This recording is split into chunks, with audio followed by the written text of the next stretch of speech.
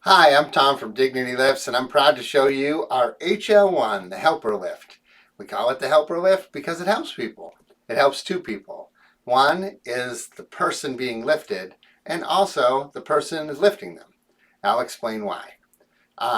The helper lift is a one-person assist lift, which means that, say, a spouse or a family member or a single caregiver can lift a person. Who's that person? Well, they're what's called a mobility level 2 patient. Mobility level 2 means that this person can sit up at the bedside unassisted. They can get themselves from a laying down position up to a seated position stably by themselves. Level 2 patients don't need to be able to bear any weight on their feet. They don't need to be able to stand.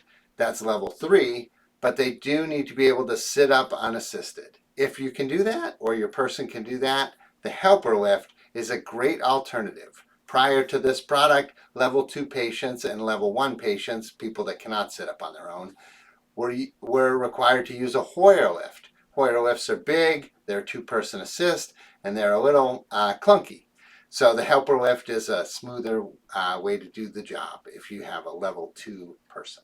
So here's how it works. It's kind of like a forklift for a person. I know that sounds like a funny thing to say, but I'll describe it.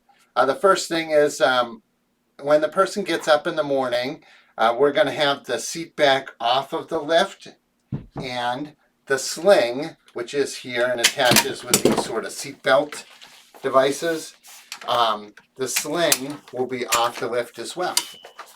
So you can see the sling that has a hole in it for toileting purposes, but it doesn't necessarily have to be used only for that.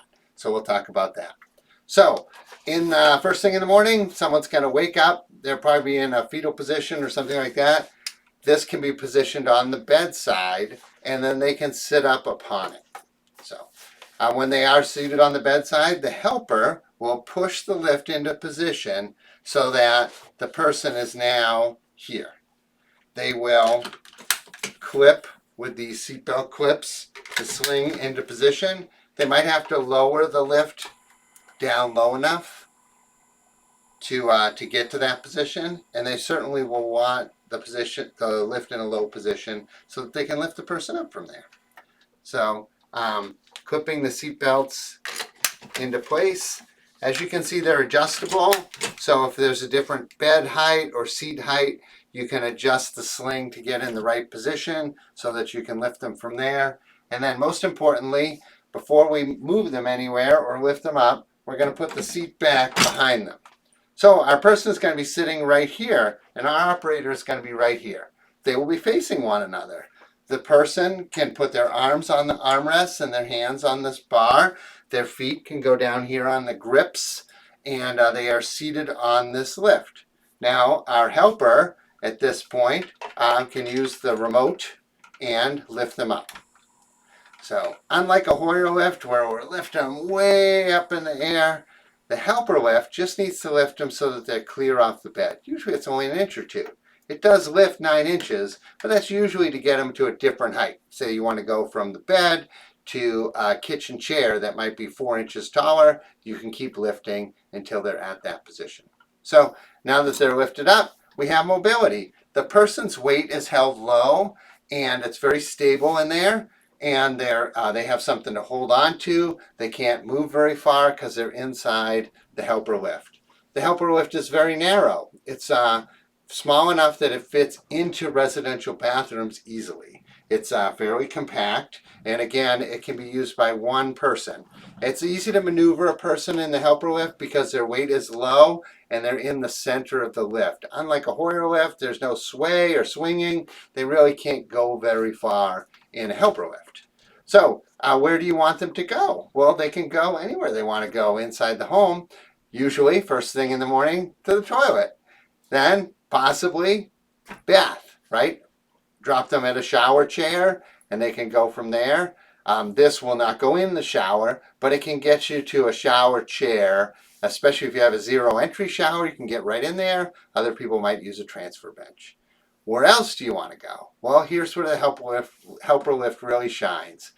One person, usually an assistant or most likely a family member, can bring their person to the kitchen table, to the dining room table, to a favorite place they like to read, to an easy chair, to the couch. There are a number of locations that you can take someone with the helper lift. It can go up high, down low, can't go as high as a bar stool, but it goes to pretty much every chair or seating spot you have in the home. All it needs is some access for the wheels below. So, can you transfer someone to a wheelchair? Absolutely. Mobility scooter? Most you can. They need a little clearance for us to get under them, but we can transfer someone to almost anywhere. When you transfer them, you'll get them in position, you'll lower them onto the seat, and then you can take the seat back off, unclip the slings, and leave them there to be comfortable. The helper lift doesn't need to be around them all the time, but if you want to stop off at the table for a quick meal, you can wheel the person in the helper lift right up to the table and have it sit there. The helper lift just has a few components. There's the frame itself, which does break down for travel if you want to. There's a rechargeable battery. There's a remote control. Got a button for up and a button for down. It comes with the slings and the seat back. So very easy to use. We really like it. It is different than a Hoyer lift because it keeps the patient low. There's less sway. It fits through doorways easily. And it's a one-person assist, where at most facilities a Hoyer lift is usually recommended to be a two-person assist. It allows this person a lot of freedom of movement. They can sit where they want to sit. It is, I will remind you, the person is required to sit upright independently without assistance. They need to be able to sit upright on the bedside safely so that the helper can maneuver around them with the sling and other things like that. If they need assistance staying upright stably, this is not a great lift for them. They need to be, but if they can do that and they just can't put weight on their feet for some reason, like some muscular reason, they're a perfect candidate for our helper lift. I'm Tom from Dignity Lifts. You can find our products at dignitylifts.com, and we have dealers around the country. Contact them about a helper lift. So thanks for watching.